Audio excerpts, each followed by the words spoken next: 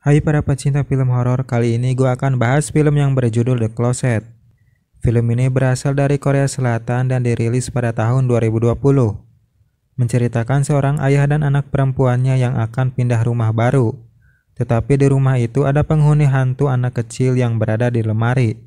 Dan hantu itu suka mengajak anak kecil yang masih hidup. Diawali seorang ayah dan anak perempuannya sedang berada di perjalanan. Panggil saja Yon dan Ina. Mereka akan pergi menuju rumah baru. Tetapi saat di tengah perjalanan, Yon melihat seekor anak rusa mati berada di tengah jalan sedang dimakan para burung.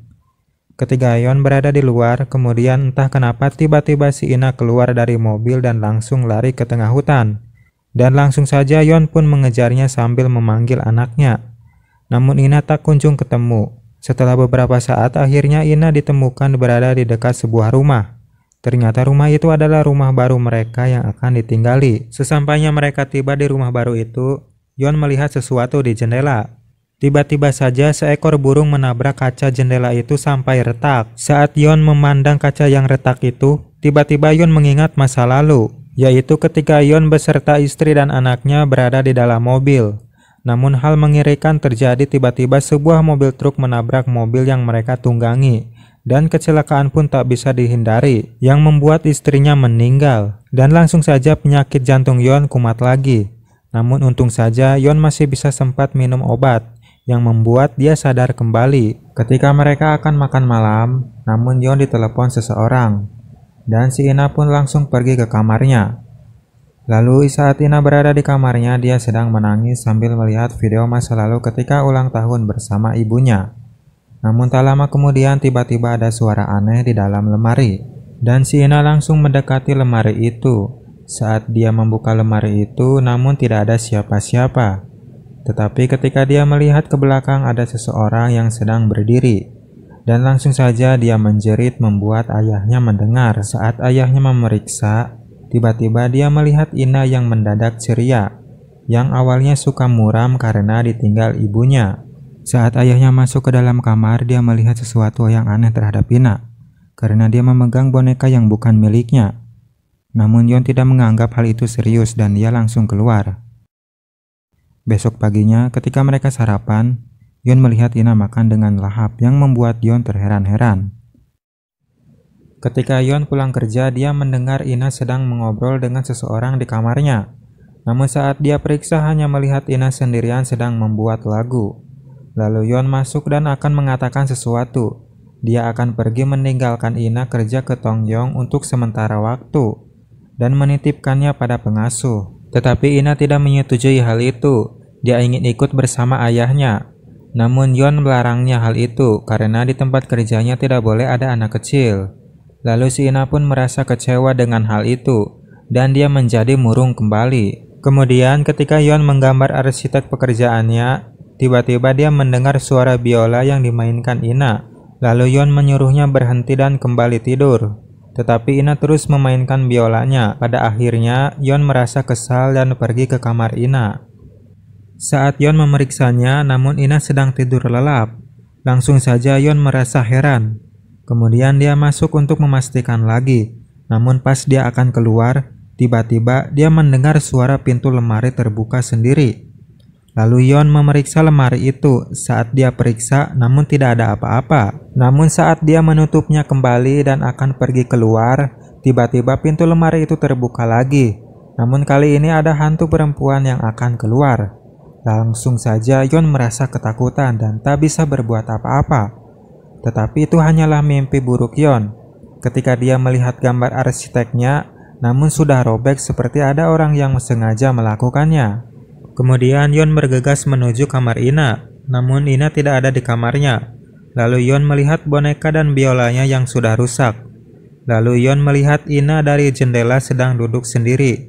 Ternyata dia sedang membunuh seekor burung. Kemudian saat Yon akan berangkat kerja, dia sempat bertemu pengasuh anak. Dan pengasuh anak itu meminta bayaran $150 per hari. Namun sikap pengasuh itu seperti tidak peduli terhadap Ina. Saat dia menelepon, tiba-tiba mendengar suara Ina sedang berteriak. Namun dia abaikan saja. Saat malam tiba, Ina sedang berada di depan lemari. Ketika dia membukakan pintu lemari, tiba-tiba dia mendengar suara memanggil dirinya. Lalu langsung saja dia ditarik ke dalam lemari itu, dan Ina pun menghilang. Kemudian Yon menyebarkan poster anak hilang. Lalu dia pergi ke rumah sakit melihat jenazah seseorang. Namun jenazah itu bukan Ina. Kemudian dia pergi ke kantor polisi untuk menanyakan kepergian Ina yang sudah hilang selama 1 bulan. Namun polisi berusaha semaksimal mungkin dan tidak ada hasil. Lalu dia menanyakan tentang pengasuh itu. Namun tidak ada bukti yang kuat apabila pengasuh itu dijadikan tersangka. Pada akhirnya Yon memutuskan untuk menyebarkan kasus ini ke televisi swasta. Dan dia menceritakan kehilangan Ina. Saat Yon mencari informasi di internet, tiba-tiba koneksi internetnya terputus. Lalu dia memanggil petugas layanan penyedia internet. Sembari dia menunggu petugas datang, Yon melihat buku lagu milik Ina. Dan dia melihat gambar mengerikan yang dibuat Ina. Gambar itu seperti hantu dan lemari misterius itu. Tak lama kemudian petugas itu datang dan akan memperbaiki kabel internetnya. Namun cara dia memperbaiki membuat Yon merasa curiga. Petugas itu hanya menggunakan detektor untuk memeriksa kondisi kabelnya. Kemudian petugas itu pergi menuju kamar Ina dan sinyal detektornya semakin kuat. Tak lama kemudian petugas lainnya datang dan langsung memberitahu bahwa kabel internetnya ada seseorang yang memotong. Lalu Yon menyeret petugas gadungan itu keluar dan menanyakan siapa dia sebenarnya, dan Yon segera menelepon polisi. Lalu petugas itu memberitahu yang sebenarnya, bahwa dia bisa menemukan Ina, dan Yon membatalkan panggilan itu. Oke, panggil saja dia Kyung Hon. Dia adalah pengusir hantu nomor 1 di Korea. Bisa dipanggil dukun atau paranormal. Kemudian Kyung Hon memberikan kasus lain mengenai anak yang hilang dari rumah, dan mereka menghilang tanpa jejak. Sebelum mereka hilang, mereka sempat menggambar sesuatu yang mengerikan, persis seperti yang digambar oleh Ina. Lalu Kyung Hon memutar rekaman video mengenai ritual untuk mencari tahu keberadaan anak yang hilang. Lalu orang yang melakukan ritual itu tiba-tiba meyayat lehernya sendiri. Ternyata orang itu adalah ibunya Kyung Hon. Dan dia menunjukkan ada hantu anak kecil. Hantu itulah yang menjadi sumber segalanya. Namun tetap saja Yon tidak mempercayai hal itu dan menganggap Kyung Hon mengarang semua itu, dan dia hanya ingin mendapatkan bayarannya saja. Kemudian Kyung Hon pergi sambil memberitahu bahwa hanya dirinya lah yang bisa menemukan kembali anaknya, dan kalau dibiarkan terlalu lama, Ina akan hilang selamanya. Kemudian Yon berubah pikiran dan dia percaya apa yang dikatakan Kyung Hon. Lalu Kyung Hon mengambil peralatan ritualnya di mobil untuk memasangnya di rumah Yon, dan sambil memberitahu bahwa batas waktu yang tersisa untuk bisa menyelamatkan Ina hanya 3 hari. Lalu Kyung Hon memasang peralatannya seperti kamera pengintai, lampu detektor layar, dan monitor CCTV. Setelah semuanya terpasang, kemudian Kyung Hon menyayat jari tangannya dan meneteskan darahnya ke boneka ritual sambil membacakan mantra. Kemudian mereka menunggu di ruangan lain sambil memantau layar monitor pengintai. Mereka terus menunggu semalaman sampai ada reaksi. Setelah beberapa saat kemudian ada suara misterius datang dan beberapa lampu detektor berkedip. Suara itu adalah biola yang biasa dimainkan Ina. Kemudian pintu lemari misterius itu tiba-tiba terbuka sendiri. Namun tak lama kemudian pintu lemari itu tertutup kembali. Kemudian mereka pergi ke kamar Ina dan mengecek boneka ritual tadi. Namun boneka ritual itu sudah rusak. Lalu mereka kembali lagi ke ruangan Yon sambil memantau kamar Ina dari layar monitor. Ketika mereka terus menunggu semalaman, Kyung Hon sampai sempat ketiduran. Namun tidak bagi Yon, dia tetap standby memantau monitor itu.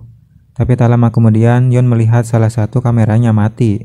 Lalu Yon membetulkannya sendiri. Saat berada di sana, tiba-tiba dia mendengar suara Ina memanggil. Dan dia langsung memeriksa kamar itu, kemudian memeriksa lemari misterius itu. Saat Yon membukakan pintu lemarinya, namun tidak ada apa-apa di dalam. Namun tak lama kemudian dia diteror oleh hantu anak kecil. Kemudian Kyung Hon memerintahkan Yon memejamkan mata lewat headset yang masih tersambung. Dan Kyung Hon terus mengarahkan Yon untuk keluar dari kamar itu. Namun hal itu tidak mudah karena para hantu itu cukup banyak. Di saat Yon merangkak, dia hampir saja menyentuh hantu itu. Kemudian layar monitor yang ada di ruangan Kyung Hon tiba-tiba mati semua, yang membuat Kyung Hon kesulitan memberikan arahan kepada Yon. Namun Kyung Hon menyuruh Yon untuk tetap diam dan jangan bergerak karena Kyung Hon akan pergi ke sana. Namun sial bagi Kyun-hon, dia dihalangi oleh salah satu hantu dari anak kecil itu, dan hantu itu tiba-tiba menyerang Kyun-hon.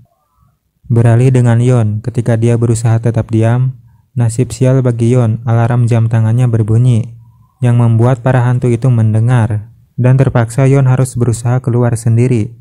Sambil melemparkan jam tangannya, dia terus bergerak menuju pintu, dan akhirnya dia bisa keluar. Oke, beralih lagi dengan Kyun-hon. Dia terus diserang oleh hantu anak kecil itu. Saat dia melemparkan pisau kepada hantu itu, namun pisau itu seperti tertahan oleh sesuatu. Kemudian Kyun-hon membacakan mantra. Dia mengetahui nama hantu itu. Ternyata namanya adalah Myung-jin. Tak lama kemudian Kyun-hon dicekik tanpa disentuh. Kemudian Yeon datang, namun Kyun-hon sudah terluka. Lalu dia langsung dilarikan ke rumah sakit dan sempat memberitahu nama hantu anak kecil itu. Kemudian Yeon memeriksa satu persatu album identitas anak yang hilang.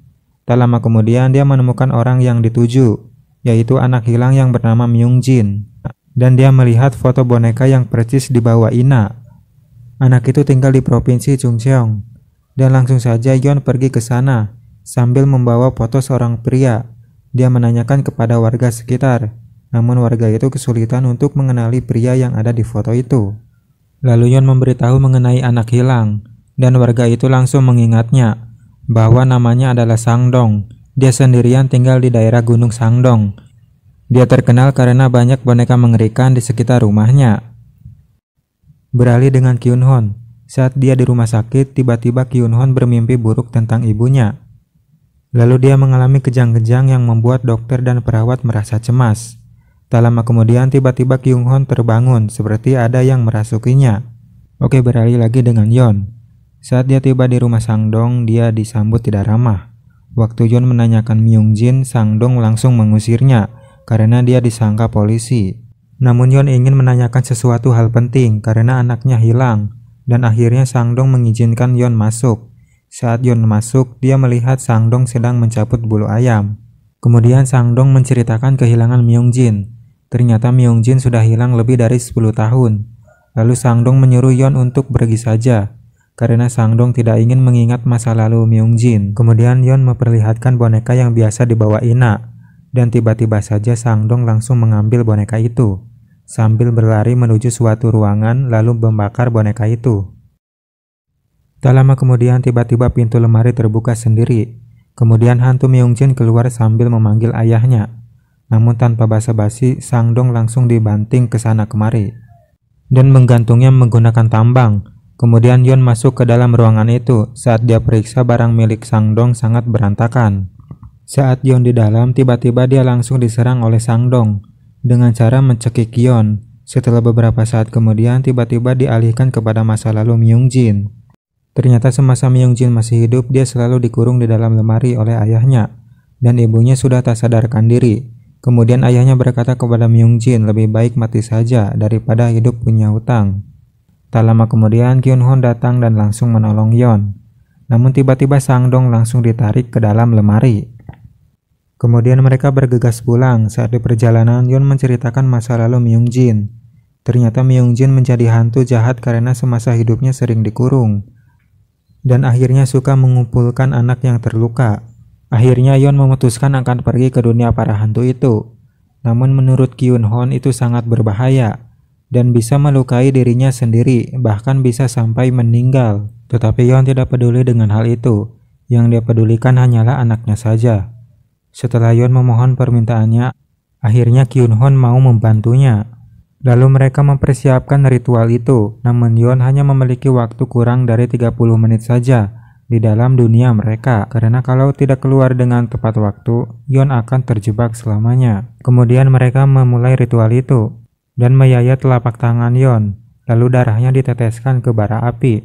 Kemudian Kyun-hon membacakan mantra. Tak lama kemudian, Yeon ditempatkan di dalam lemari, dan Kyun-hon memberitahu apabila apinya padam maka waktunya habis, dan Yeon tidak bisa kembali. Lalu lemari itu ditempelkan kertas jimat oleh Kyun-hon, dan Kyun-hon menunggu sambil memukul gendang. Saat Yeon di dalam, dia sempat mengingat masa lalu istri dan anaknya. Setelah beberapa saat, Yeon sudah berada di dalam dunia para hantu, dan suasananya sangat mengerikan. Lalu Yon terus berjalan sambil mencari Ina. Dan dia sempat diserang menggunakan pisau, namun berhasil lari. Kemudian tiba-tiba Sang Dong langsung menyerang Yon. Dengan sedikit perlawanan dari Yon, mereka berdua langsung jatuh ke bawah. Dan tiba-tiba Sang Dong digantung di atas pohon. Langsung saja Yon lari ketakutan, dan dia kepergok oleh hantu istrinya.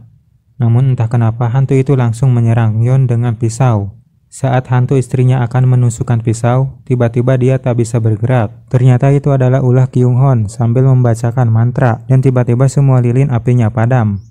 Kemudian Myung Jin mencoba membukakan pintu lemari, namun ditahan oleh Kyung Hon sampai kewalahan. Beralih dengan Yon, dia berhasil lari ke tempat lain. Namun di tempat itu penuh dengan anak kecil.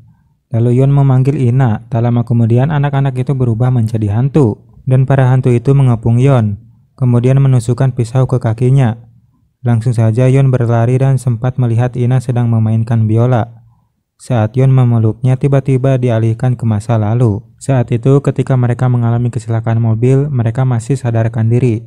Tetapi Ina sudah pingsan, kemudian istrinya langsung meninggal. Beberapa saat kemudian Yon melihat Myung Jin sedang berada di atas. Lalu Yon meminta untuk mengambil Ina. Namun Myung Jin tidak mengizinkan. Kemudian Ina berubah menjadi hantu seperti Myung Jin. Dan Myung Jin menyuruh Ina untuk membunuh Yon dengan menggunakan pisau. Saat akan menusukkan pisau, Yon berhasil menghindar. Dan tiba-tiba ibunya Myung Jin datang. Dan Myung Jin berubah menjadi hantu tak menyeramkan lagi. Kemudian Ina berubah menjadi manusia lagi. Dan Myung Jin menangis lalu langsung akan memeluk ibunya. Namun ibunya tiba-tiba langsung menghilang. Lalu Myung Jin terus menangis sambil memanggil ibunya. Lalu Yon mencoba menenangkan Myung Jin, sedangkan Kyung Hon sangat kewalahan menjaga api agar tetap menyala. Kemudian tiba-tiba Myung Jin dan anak-anak lain menghilang. Hanya dia dan Ina saja, lalu mereka langsung bergegas pergi pulang. Lalu Kyung Hon menutup kembali lemari itu dan dia sempat melihat Myung Jin bersama dengan ibunya. Kemudian Yon dan Kyung Hon berada di depan sekolah sedang menunggu Ina pulang. Dan Kyung Hon sempat meminta bayaran upah sebanyak $200.000. Tak lama kemudian Ina datang dan langsung masuk ke dalam mobil. Setelah beberapa saat kemudian ada seorang anak kecil sedang berdiri sendiri. Ternyata itu adalah hantu. Kemudian film pun selesai. Oke, itulah jalan cerita film horor The Closet. Kesan menurut gua dari film ceritanya cukup bagus. Namun buat penampilan hantunya masih kurang seram. Dan yang bisa kita petik dari film ini adalah sesibuk apapun pekerjaan kita harus bisa meluangkan waktu untuk bermain, agar anak kita tidak terlalu kesepian. Terima kasih sudah menonton, jangan lupa like dan subscribe, agar channel ini bisa terus berkembang dan bisa terus memberikan film spoiler lainnya untuk kalian semua.